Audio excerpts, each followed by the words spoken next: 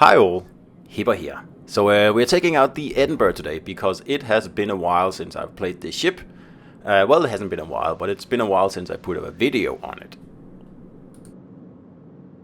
But first up, don't forget to subscribe, like, share, and obviously comment. I read all comments, so don't hold back. And I don't care if they're positive or negative. So, yes, we are in Edinburgh. And this is Atlantic. Not the best Edinburgh map. Yeah, not the best really agile cruiser map, honestly. Only for Atago and Mogami and any one of the HE spammers, really. The more, sneaky ambush cruisers like Edinburgh and Hipper, or the way I play them, they would like a few more islands than this map here has. And it's especially hard if all the battleships sit back. And, well, if you play domination, that's a good thing. But if you play capture the base, then it presents a bit of a problem. But anyway, we are in an agile build here in Edinburgh, and I'm not going to show the build again. You can just watch literally any other Edinburgh video of mine, and I'll show the build there. So I usually start off this map here when I'm in a radar cruiser by getting, close to the island in the middle, the one I'm approaching now. And then I'll pop the radar, and then I'll decide which cap to actually attack. And obviously, A cap means, makes the most sense here. It's also where I spawned, by the way, so it's really the one I should be, picking. Because I'm in this position here, I'm also able to radar the destroyer in the B cap.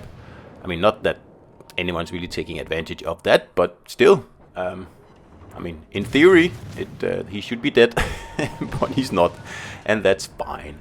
So this guy gets away as well, so that's unfortunate, but it's better to let the destroyer get away than to, pop out and get citadeled by a battleship, because you can see there's two battleships out in the distance, and they're both, bow this way here. So I would very much have liked to chase down that destroyer there, but I just don't have the support to do it at the moment. So instead, we will reverse over here to B cap to see if we can show these two destroyers here, who are absolutely, not shooting at this other destroyer that's been spotted there for 30 seconds or something. And even now they're not shooting, but there we go, there was a shot. Anyway, I'm moving over here to give them a hand, because this looks like it could take a while. And of course I'm reversing, so it's not as fast as I would like it to be. And naturally we lost the destroyer there, although it was 2 versus 1. And I already radared the red one for them. So all they had to do was smoke up and get rid of him. But yeah, didn't happen. So I guess you can call this the battle where every destroyer gets away, because I'm now moving in on this Fletcher here, and it's a Fletcher versus a Shimakaze, so he really needs some backup here, the blue destroyer. So I am, slowly, reversing, because it would take me even longer if I had to turn around. And in the meantime, the destroyer at A has actually taken A after I scared the destroyer away, so that's perfect. Very happy about that. So now we'll see if we can't get rid of this Fletcher here, so we can save our Shima friend here. Because the Fletcher is still in the cap, very obvious. And I forgot to say earlier, I clicked my sonar button by mistake, because I played a different ship just before this, and I was just used to the buttons on that ship, and that was a mistake, because I really could have used my sonar here, but yeah, too bad. Gonna do the best you can. So I'm sure this Fletcher isn't too happy to see me, because British AP is pretty much a destroyer's worst nightmare, and he is angling and doing the best he can, but I don't get the kill there. But at least we do get rid of him. He doesn't get away. I actually remembered him getting away, but he didn't. So now another destroyer pops up over there on my left flank, and I can just only assume that torpedoes are on the way.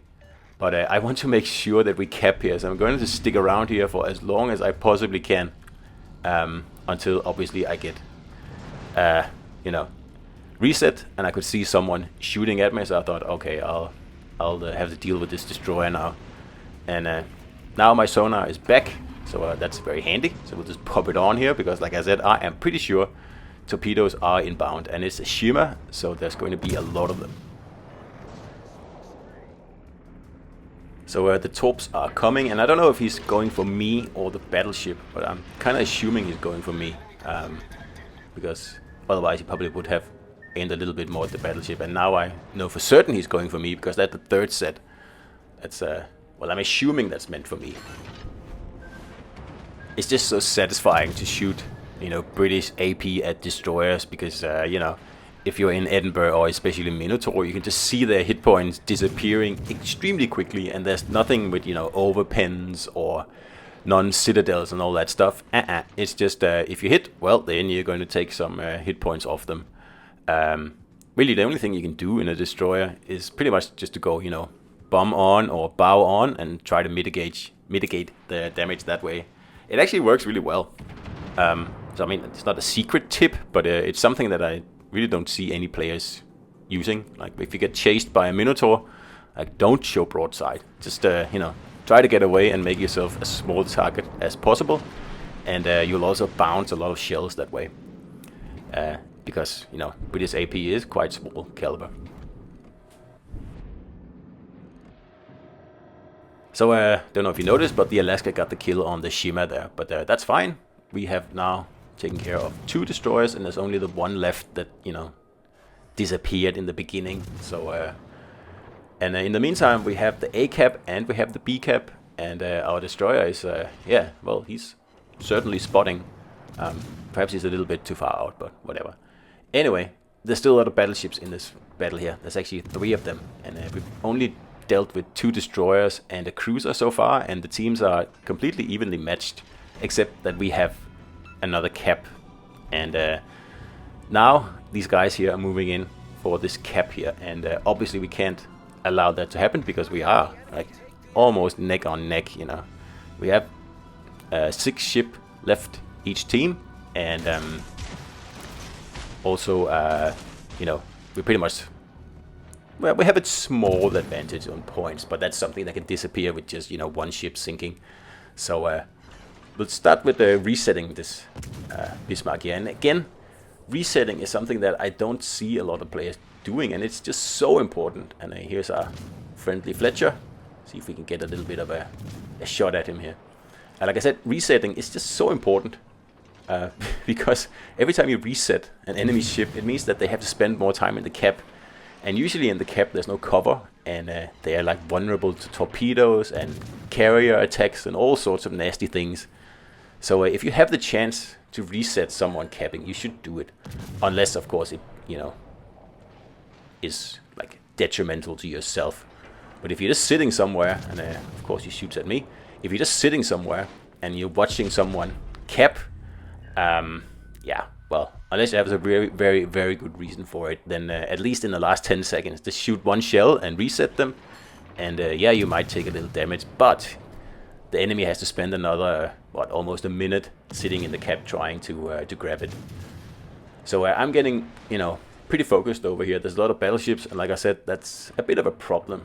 There's an Iowa here, and then there's a Bismarck on the other side, and there's a Yamato out in the on the horizon. And yeah, I don't like that.